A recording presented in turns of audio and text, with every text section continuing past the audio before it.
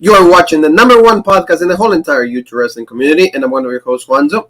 And I'm your other host, Jean-Paul Leek. Together we are Road Break. Again, we're here for another Monday Night Raw, a show that, like always, is good at disappointing us. And, you know, these 3 hours were not exception because we were, like, actually, a lot of people, I saw comments online, oh, we have 1 more hour, keep holding, you know, 1 more hour, 35 minutes.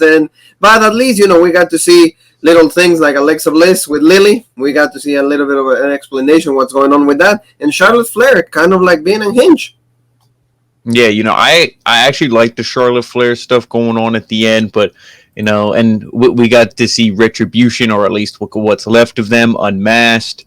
And, you know, that's a good thing just for those guys moving forward. But, like, really, a lot of these segments and a lot of the stuff we saw in the show, you know, not so much. Yes, exactly. So, family, thank you so very much for being with us. Thanks for subscribing, for comment, for everything that you do for the channel. Don't forget to also check the Smackdown review because it's not over yet for Seth Rollins and Antonio Cesaro. So, you know, like Cesaro seems like he's going to try to go against Roman Reigns' Universal Championship. But, you know, the architect, Seth Rollins, or the Messiah, is not over yet. He's saying, like, no, this feud is not over yet. So maybe WrestleMania Backlash, they're going to have another match. So we'll see what happens on that, right, Paul? Yeah, and, you know, I'm looking for whether it is a rematch with Seth Rollins or he goes after the Universal Championship. You know, hopefully they do right by Cesaro, and I think they will. Yes, exactly. So let's open up with Monday Night Raw, and like we found out that this is going to be the main event for WrestleMania Backlash. This is going to be the almighty Bobby Lashley defending his title one more time, like in WrestleMania against Drew McIntyre. So it's good though, but I feel that like at least it's going to main event this time rather than open the show. So we'll see what happens with the Universal Championship, but at least this is going to be the main event, family. So Drew McIntyre comes out and he says, hey, sometimes in life, you know, it's about opportunity. Some opportunities, they take you right on the top to the top. Some others ones, you know, like they kind of backtrack, or like they, you know, they don't come out the way that you want it to. So, you know, you got to work harder for them. You might remember in last week, I thought I was going to get my title back, but then, you know, I have to win the triple threat. Now I'm the number one contender. And, you know, like MVP comes out. So what do you think about these interactions between Drew and MVP? I mean, you know, Drew is great on the mic. He's a great promo. Same with MVP. You know, he wants to answer what's up with Retribution, all this stuff. And MVP's like, oh, you know, I had nothing to do with them. You know, blah, blah, blah. They were acting on their own. Just kind of like, you know, are they with them? Are they not with them? And all this stuff. I mean, this is good interaction. It's just one of those things where it's like, I don't like how you're doing Drew again, because like you said, he's clearly going to win it. You're not going to make Drew lose to Lashley twice. You're not going to bury the guy who's supposed to be your guy, you know, the future, the new, you know, pretty much flagship guy to lead your company. You're not going to have him lose twice. I would have rather seen this matchup maybe at a next pay-per-view or two, but, you know, these guys always have good interactions, so. Oh, yeah, it's good. And like you said, like then Retribution, then the T-Bar and Mace came out and did the same thing that they did last show. They did the double chokeslam on Drew. So, like, you know, like you kind of see that they're trying to keep attacking him. So you see the relationship between MVP and them. You know, it's not said, but like, you know that like they're working for MVP. Mm-hmm. And then they said backstage that they want a match. And then, you know, they're going to destroy Drew McIntyre. So, like, they made it official. It's going to be a handicap match. It's going to be the two of them against Drew McIntyre. So we'll see what happens on that. But, like, at least, you know, they kept denying the whole thing. That was the first thing that we got.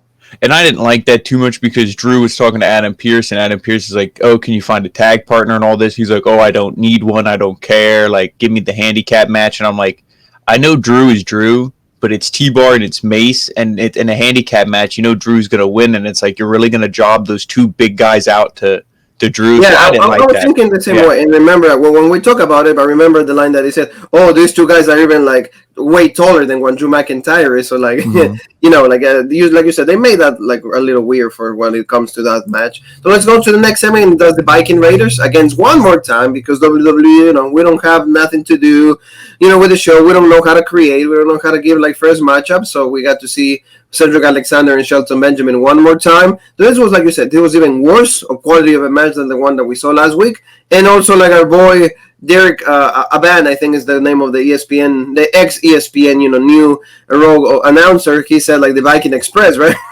Oh yeah, what was it Adnir? I forget his last name. Adnir Burke, I think. Yeah, Adnir Burke. Yeah, he's still getting into the role. He at least has the excitement, and I feel like once he kind of settles in, he'll be good. But yeah, this match it wasn't bad, but the match they had last week was better. They gave him more time. This week it was kind of quick. Viking experience 1, 2, 3. And it's just like, okay, now what do you do? Because it's not a feud. It's not like the former members of the Hurt Business beat them up last week and then they had another match this week or something. It's just, okay, you're going to have these guys lose 2 weeks in a row. And it sucks for Cedric and Shelton because, they were the tag champs. They were looking legit.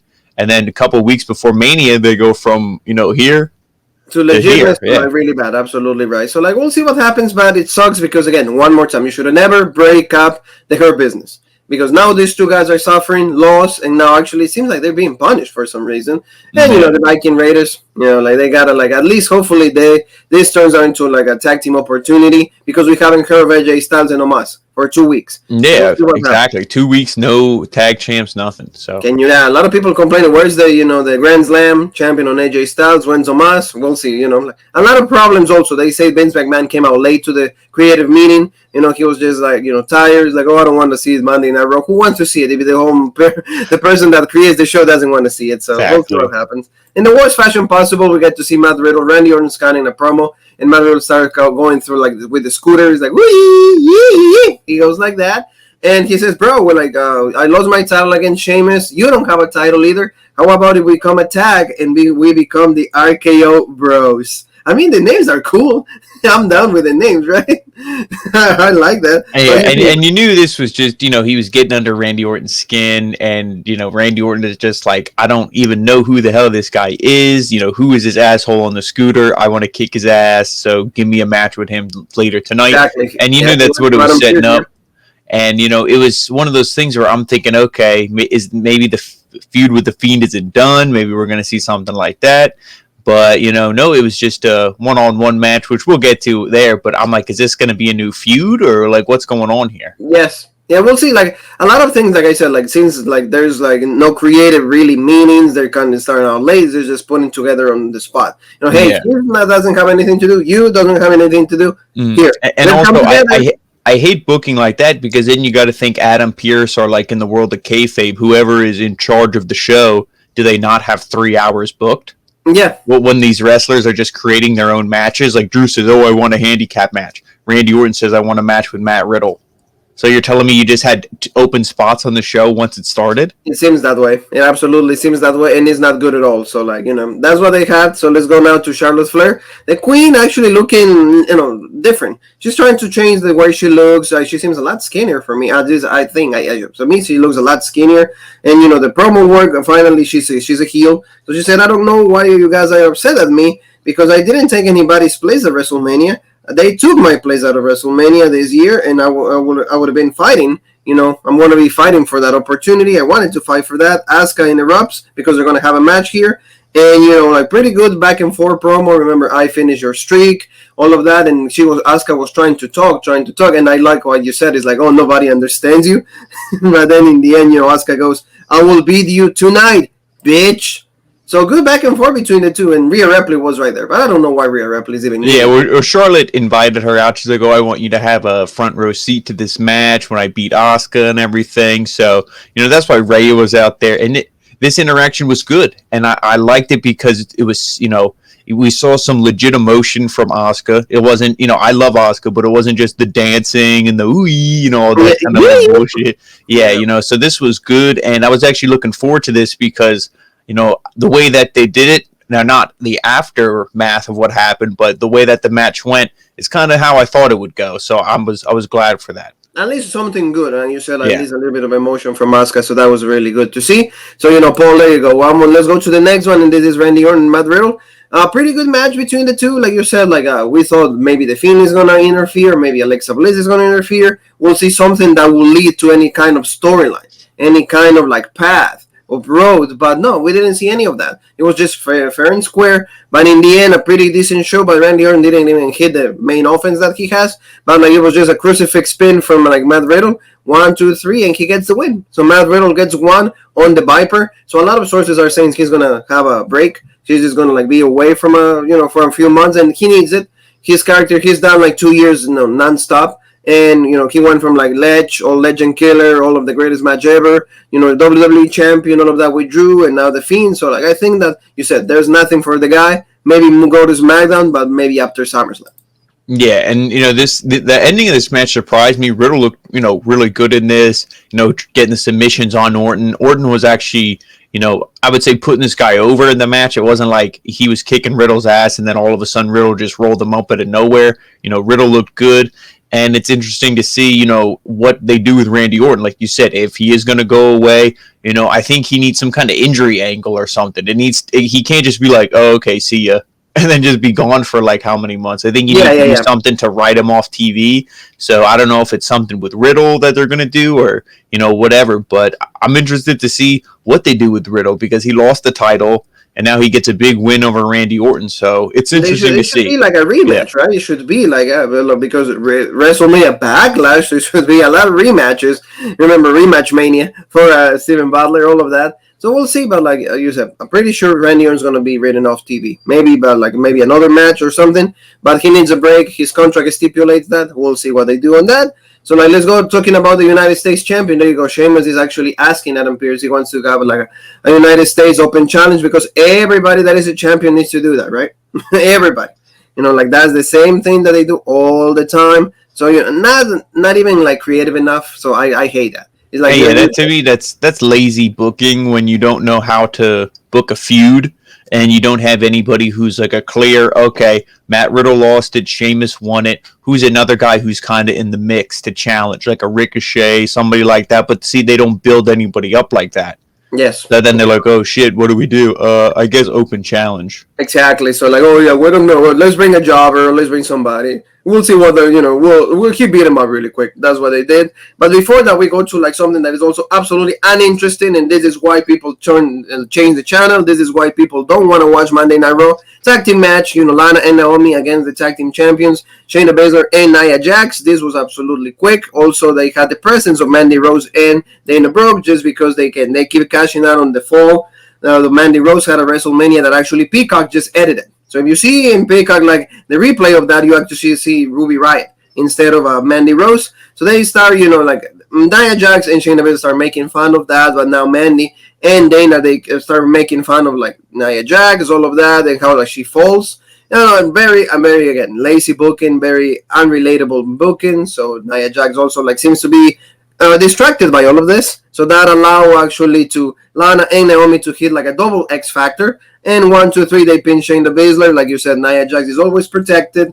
They never, not job her out, and that bothers me because out of the two, Shayna Baszler is a way better wrestler. She should be the one that should be the main wrestler of the team. No, they don't do that. So your thoughts on that very quick.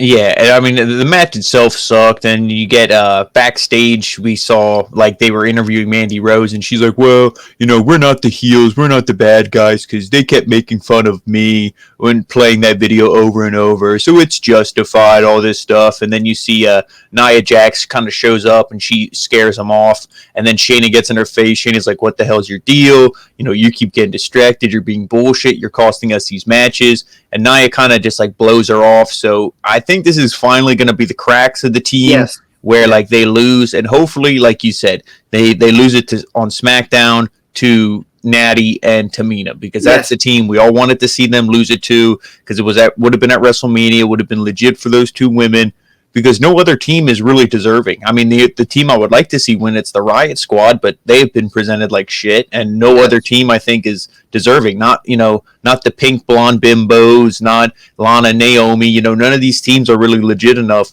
to beat these two. So we'll see where they go. And also, speaking of things that aren't legit, then we see our boy Angel Garza. He's back with his, Mamacita, oh, I love you. I thought he was cleaning, backstage. It makes sense. It made a lot of sense. But he just said something to Nia Jax, and that was it. So we get to see him. At least he kept his job. A lot of people were thinking that he was going to be another one of the guys that was going to be cut. but he didn't. So maybe an angle, like you said, a lot of breaks right here in Shayna Baszler. And you know what, Paul? Reginald is not on the show because he has COVID. That's the main reason we haven't seen it. That's why he missed WrestleMania and all of that. He has COVID because he's, instead of like being loyal to Nia Jax, he's like being like a little sketchy with other women. Yeah. That's what happened. Let me shed a tear for poor Reginald. Yeah, there you go. Yeah. Who cares? But it's fine. Hopefully he gets better. The person that actually plays the character, but it's just like the on-screen character I could care less, but hopefully exactly. his. But we care about Reginald the person, so we'll see what happens on that. Let's go on to the Miz. Of course, they got to do pump Miz and Mrs. because that was actually happening after Monday Night Raw. So they have that, and then the Miz is just talking about how good he is, all of that, the matches that we have with Bad Bunny, and just pump himself up. And they have Maurice there. Of course they have to have her because she brings a lot of attention, right? A lot of eyes. And they're like, they're making out and everything, and then Corey Graves and them going back and forth. He's like, I love the PDA and all this stuff. So like you said, they're really just hamming it up, using Maurice's sex appeal to be like, hey, watch the show. Please watch this Miz and Mrs. show, even though it sucks. You can see Maurice half naked. And he just kept going on about how legit he was and all this stuff. So. Exactly, and also he confirms that on Sunday WWE is going to release a documentary, 24 on the Mrs. life. Whatever. I mean, we don't hate Magnus Shannon. He's cool. He has the hot wife. That's fine. But it was only to get like also Damian Priest to come out, and then he came out, and then he just said, a lot of people were saying that he wants to be on an episode of Miz and Mrs., but that's not the case. Maurice just, says, what about you guys having a match later on? And then he throws like I think like the champagne or something that she had like on Damian Priest, and it's like, so you see like later on there was going to be a match. We'll see what happens. I mean, after like Bad Bunny not being there anymore, like Damian Priest needs something serious because the Miz, I would say beat him easily. Yeah, I would say, after he's done with The Miz, the perfect person for him to go after is Sheamus. But he's a baby face. Sheamus is a heel. He beats Sheamus. He's the new United States champion. It's a good way. Okay, now he's mid-card. Then eventually you can push him to the WWE title picture. So that's where I would go with Damian Priest. And hopefully that's what they do, because you always hear a lot backstage, they love Damian Priest. They think he's a badass, all this stuff. So, hopefully that trend continues. Exactly. So, really quick, we got to see these guys. Again, this friendship bothers me. This takes away all the legitness from Matt Riddle. It's not that we hate the New Day. We hate the way they present it every single week. That's a very different concept, a very different thing than hating Xavier Woods and Kofi Kingston. But these two are more even lost than when they had the titles. So they come out, they have them, of course, the dancing. He became a bass player now. He doesn't have my Francesca anymore. All right, well, does it interest me? No, not at all. And I know it doesn't interest you either. So he got a match against Riker and Elias. And, actually, they lost in the war. It was actually just a singles match with Elias. And, it was good in the sense that Elias won. But I don't like that because now I'm like, is this going to be a feud? We saw the tag match, I believe, a week or so ago. And we saw the match here. And this isn't a feud I really want to see. Just like, I don't. You don't want to see any of these guys, because they're losers. What's it for? Like, is the New Day going to win this feud? It's like the Street Profits. They're going to win one or two matches, and then they'll be like, hey, we want our titles back. And then we'll see AJ and Omos, and then they'll probably lose the titles to the New Day. So it's like, what's the point? We don't want to see the New Day be 12, 13, 14-time tag champs because it really doesn't mean anything anymore. Exactly. Yeah, no, and the one thing that you mentioned is like, if they keep losing, for example, Elias and Riker, they keep losing. They were jobbed out of WrestleMania with like Shane and Braun Strowman. When he wins, it's like, all right. But nobody cares. Yeah, Elias is a lost concept. He's like a lost character for like 2-3 years already. Everybody just shits on him. Everybody beats him. He gets injured. He's there away forever.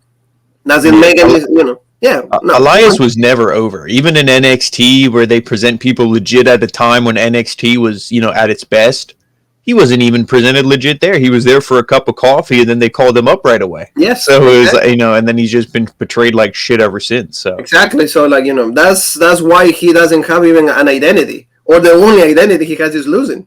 Yeah. Unfortunately, who's going to get behind that? So now let's talk about the goddess Alexa Bliss. She's talking about that she always has Lilly. They've been friends for the longest time. A really great Photoshop job here. because how they able to insert like Lilly instead of like a regular doll right there, because I don't think like this is a really nice Photoshop work. Very good. Props on the WWE right there. Kudos. And she says that like she tells the story about the girl that she wanted a little bit of her ice cream cone. It was a strawberry, and she didn't give it to her. But then she ended up like pushing her like one of the swings, right? There's a sour swing. Yeah, exactly. She put her in the UFO. In the UFO, no hands. She pretty much just said like Lilly was always there with her. It wasn't the Fiend and all this stuff. So now what we're supposed to believe that like Alexa Bliss always had these dark powers, and like Lilly is stronger than the Fiend. So you're saying like a little doll with human teeth is stronger than the Fiend? It's just it's so stupid. And then you hear her saying, "Oh, I'm coming for all the women in this division, on the Raw division and stuff." So it's like, I see another Alexa Bliss title reign happening sooner than later. Yeah. And that's to me that's not. I mean, maybe they're thinking, "Hey, you did great work with the Fiend. Let's reward you with the title and all that," but she's still not a better wrestler. I mean, at least I don't think she was practicing or training. And when you have a division with Charlotte, Asuka, Rhea Ripley, some legit women, Shayna Baszler, a lot of legit women on this roster, you're going to put the title on Alexa Bliss, and there's Lilly, they might as well put the title on her. They might as well put the title on the doll, because it's what you guys can do for us, subscribe and then just say that Lilly made us do it. Yeah, exactly. So, but like you said, the acting is good, that. But like you said, she issued a warning to everybody in the women's locker room, like you said, and also to everybody in the men's locker room, kind of like no mention of the Fiend. So you see, like the storyline is going away from the Fiend, but like you said, it's just exactly what you just mentioned. She's probably going to win the title, but why? Like you said, it's not good when you have all these girls. It's just I don't like it. The acting is good though. But yeah. You don't know what, and that's why her and the Fiend shouldn't have been split up. That should have been like a duo, whatever you want to call it, for the longest time. Exactly. That's how he should have won, like against maybe Drew, against Strowman, against everybody. But exactly. They didn't do that. But in the end, we get to see our girl Lilly. She's already subscribed to the channel, so thank you, Lilly. And then of course she bites. She's not gonna bite in this one because it's just a picture. It's not an animation. But there you go. So we'll see what happens. Alexa, she's doing what she's told. This was bad. The 2-on-1 handicap match, because again, you said these two guys are really massive, really even taller than Drew. And, they, of course, they're going to overpower him because he doesn't have a partner. And even like on commentary, Corey Graves, even like also Saxton, they were saying, well, it kind of sucks that like Drew doesn't have any friends. He cannot get a tag partner. But in the end, they will overpower him. And the match actually was in a no DQ.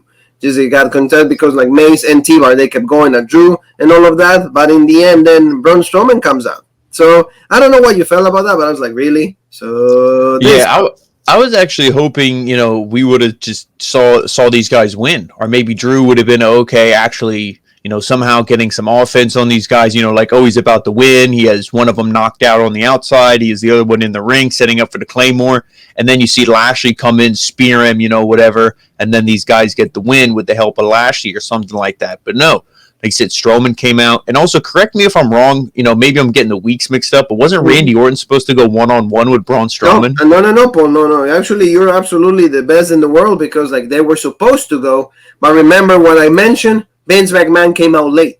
So that match was completely nixed because they pumped that match up to, like, 6 o'clock, 6:30 p.m. Yeah, that's what I was confused. I'm like, well, maybe they said that's for next, like, the following week, because I thought, it was just, I think even maybe Randy Orton might have mentioned it in his promo or something. It's just, this show just, it's not that I would have wanted to see that match. Randy Orton versus Riddle was definitely a better quality match, but it's like, don't promote something and then take it away. And then you don't do it, exactly. Yes, but then we see this, and, they, I believe he ripped off Dijakovic's mask, and then, he first did in Mace. He first did in Mace, or like, so Dio Mask. Yeah.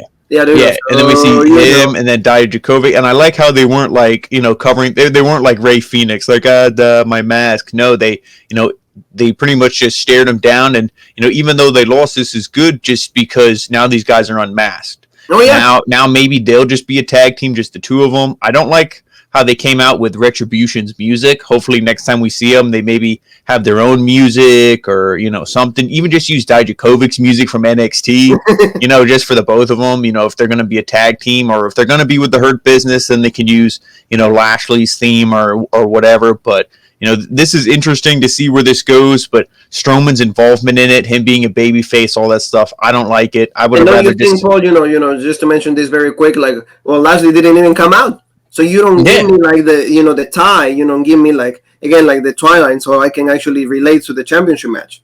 It's just you have Juice pretty much involved in two different storylines that they're not intertwining like they should. Yeah. Lashley didn't come out at all. Yeah, and that also leads me to believe, because you keep putting Strowman in this, maybe this will be a triple threat, like you had mentioned. Remember? Yeah, remember. We said it. You said it to me. I think it's going to be a triple threat because nobody's going to want to see the same match. And maybe Strowman will get the pin, and then maybe they leave this for maybe later on in the show. Maybe Money in the Bank will be the two of them one more time. We'll see. But at least good thing for these guys because finally they can be themselves, and also Reckoning and those Slapjack are going to be moved to SmackDown. So, very quietly, WWE made that move. So, at least you can tell Retribution, Mustafa Ali, all of that completely done in the toilet. Next. And I would say then that means probably whenever Keith Lee comes back, he'll probably be on SmackDown as well. Also, we'll see what happens with Keith Lee because supposedly he's fighting hard to come back, but basically it's no, you suck. Nobody's basking in that glory anymore unless Reckoning. But we'll see what happens. So, let's go to The Miz and, Damian Priest. This was quick. Good match, but, good match because of Damian Priest. They're trying to give Damian Priest the opportunities. He deserves it. Good involvement with Bad Bunny. They had a whole thing on Bad Bunny talking Spanish about this time at WrestleMania. Do we have to elaborate on that? Hell no. No, it's all good. Bad Bunny's just happy. Hey, I did my match. Buy my records. Go to my concerts. We're good. Booker T, that's all I need to know. So, Maurice tried to cause some interference, but in the end, the Archer of Anarchy, I think it's called, right, Paul? Yeah. Oh, yeah, Archer of Infamy. Infamy, there you go. Anarchy, Infamy, the Archer of Infamy, Damian Priest. At least they haven't changed his theme song. They haven't changed the way that he does the moves, up and down. No, well, they only changed the name of his finisher, Hit the Lights, but I can deal with that. But, like I said, it's a good win for him. And hopefully this is the end of this feud. I mean, maybe if he wants to go against John Morrison in a one-on-one match, I'll watch that because it'll be a good quality match. But after that, he needs to move on to Sheamus. Oh yeah, exactly. It's a good booking on your end. So that Mike Misanin, that's fine, whatever. So like you said, we're talking about Sheamus. Sheamus comes out, he issues the challenge. Humberto Carrillo comes out, looking buff, looking like Jean Paul. Yeah, thanks to Jean Paul's yoga classes and how to go to the gym. 1-on-1 on Robrick, and he just comes legit. Did it help him out? No, because Sheamus doesn't even have in gear anything. He's just in regular clothes. He beats him up. And Sheamus beat him up with his his entrance gear on, his coat and his hat and all this stuff, and it makes Humberto look like a fool. As soon as Humberto, his music hit and he came out, I'm thinking, okay, maybe they're gonna be hey, let's freshen things up. Let's hey, Humberto, we'll kind of push him a little bit. Have a decent showing against Sheamus. No. No. Claymore kick, and then not Claymore kick. It's Bro kick. There you go. Claymore kick is Drew. Bro kick is with this guy Sheamus. So 1, 2, 3, and done. He actually get the hat back. So, he's he's just a jobber. It's fine. Yeah, I'll take care of it. I have unlimited finishers. It's good. It just sucks that you said sometimes the show why they have to add, like you said, if it will be 2 hours, you could actually, all segments will make sense. It will be a lot more manageable rather than go with the 3. It's just like this guy. Just have Sheamus cut that promo with Adam Pearce. Hey, I'm going to issue open challenge starting next week. Find me somebody. For anybody in the locker room who wants to step up, Pearce, get them ready next week, me and them. And then exactly. You don't see this because this was just 3 minutes just to kill time on the show. That's what I mean. That's what I mean. So let's go to the main event, Paul. See, when you have fun, always the shows will flow and fly really quick. Looking like different Charlotte Flair, new in gear, all of that. Like I said, I think she's a lot skinnier for me. Maybe it's the COVID that she had, all of that. I guess that it messes up with your body a little bit. So with Asuka, pretty good match. In the end, Asuka was trying to dominate. Charlotte was completely sure that she was going to win the match.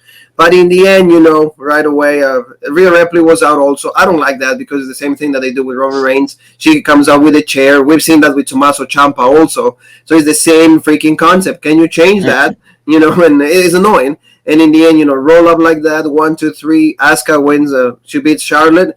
But then the most important thing, not even this, because the winner So it's telling you that Asuka might have the rematch with Ripley, but Charlotte wins unhinged, completely unhinged, and she starts beating up the ref. And we're never seeing that. And actually, it's different because a woman doesn't go that in this extent with the refs. So she beat him up really bad. The ref's like, no. So she was trying to go like Ilya Dragunov with like the punches, the strikes on the back of the head, and all of that. So what did you think? I mean, the match was good. I liked the intensity from Asuka and Charlotte in this match, and it was pretty even. Normally, Charlotte matches, she dominates 90% of them, but this was pretty even. I think obviously in the outside of the world of kayfabe, these two really respect each other. They're probably pretty close and all that, just because they're like, hey, we're both legit. And, so they have good chemistry together, I think, Asuka and Charlotte. And then this came down to the ref had his back turned. Rhea Ripley kind of grabs Charlotte, distracts her, and that causes Asuka to be able to get the pin. And I like this, Unhinged, because it's just, we're seeing this, brand new intensity from Charlotte. Even the promos she's cutting are getting better. She's more of a bitch. She's more of like, when she talks, you hate her. Not when she talks, it's like, oh my God, shut up. You know what I mean? It's like, you actually hate her as a heel like you're supposed to. So this was good. And, they released the thing. Oh, I think she was fined $100,000, suspended indefinitely. So obviously all storyline and everything. But it's interesting to see where they go from this now. Maybe they'll have the match at Backlash, just Asuka and Rhea again. Maybe, Charlotte will just jump the barricade. Who knows what they're going to do. I mean, there's still, 3-4 weeks of build left. So it's pretty interesting. And I like this just because of the intensity from Charlotte. So exactly, this is looking good. That was it, man. For Monday Night Raw, Paul, pretty, little things. You gotta just like really dig to find good stuff on the show. The rest is just like absolutely irrelevant. But like we always have hope. We always keep covering, because that's what we have as fans and the love that we have for every single one of you. So please help us out. Just one thing: subscribe to the channel. Hit the bell for notifications. Also, give the video a like so the video keeps going higher in the rankings. And where else?